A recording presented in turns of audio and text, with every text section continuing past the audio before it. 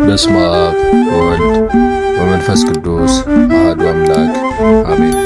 ሰኔ 2 በዚች ቀን የመጥምቁ ቅዱስ ዮሐንስ ሥጋ የቀናተኛው ኤልያስ ደቀ መዝሙር ከሆነው ከነቢዩ ኤልሳዕ ጋር በአንድነት ተገኘ።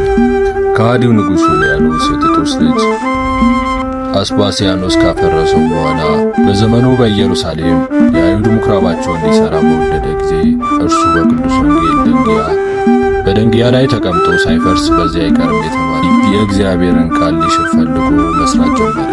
ጀመረም ጊዜ 3 ጊዜ ፈረሰበት። አይሁድም እንዲህ አሉት፣ የደጋግ ክርስቲያኖች አጽሞቻቸውን በዚህ ቦታ ስለሚኖሩ ከዚህ ካላወጣቸውና ካላቃጠልካቸው በዚህ ቦታ ምኵራብ አይሠራም።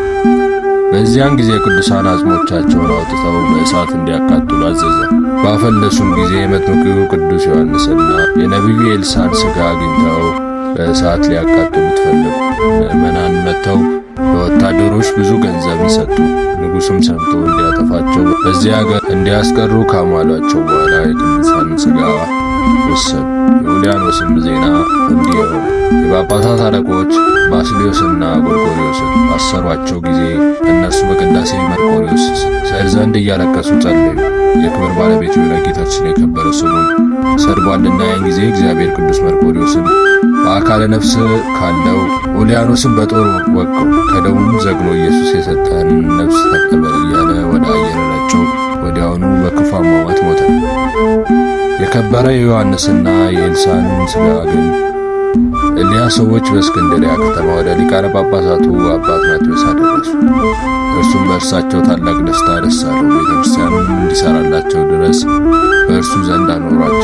በአንዲት ዕለትም አባ አትናቴዎስ በአባቶች ቦታዎች ላይ ስለ ጸሐፊው ቴዎፍሎስ አብሮት ሳለ እግዚአብሔር መልካም ዘመን ቢሰጠኝ ሥጋቸውን በውስጡ አኖር ዘንድ ለቅዱሳኑ መጥምቁ ዮሐንስና ለነቢዩ ኤልሳዕ በስማቸው በዚህ ቦታ ቤተ ክርስቲያን እሠራለሁ አለ። ቴዎፍሎስም ሰማው።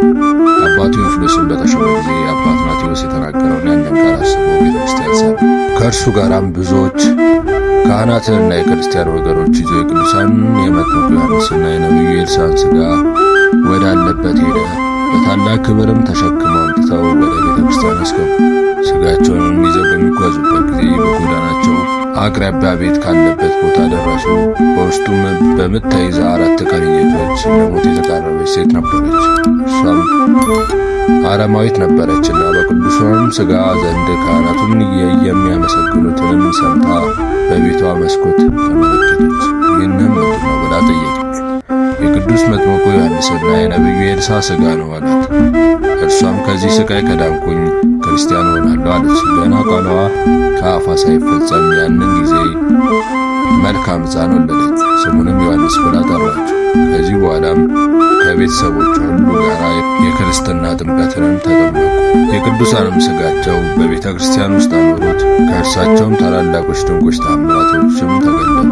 በቅዳሴ ቤተ ክርስቲያንም ጊዜ ከሊቀ ጳጳሳት አባ ቴዎፍሎስ ጋር ብዙዎች ሰዎች ቅዱሳን መጥምቁ ዮሐንስና የነቢዩ ኤልሳዕን ሲዞሩ አዩአቸው። በቀድሞ መልካቸው ያውቋቸው። የመጥምቁ ዮሐንስ መልክ ሁለመናው ጸጉር ሲሆን ኤልሳዕ ቁመቱ ረጅም ራሰ በራ ነበር። ከዚህም በኋላ ኤጲስቆጶሱ አባ መቃርስ በሰማዕትነት በሞተ ጊዜ ሥጋውን ከቅዱሳን ዮሐንስና ኤልሳዕ ጋር አደረጉት። ለእግዚአብሔር ምስጋና ይሁን። እኛንም በቅዱሳኑ ጸሎት ይማረን፣ በረከታቸውም ከእኛ ጋር ትኑር ለዘላለሙ አሜን።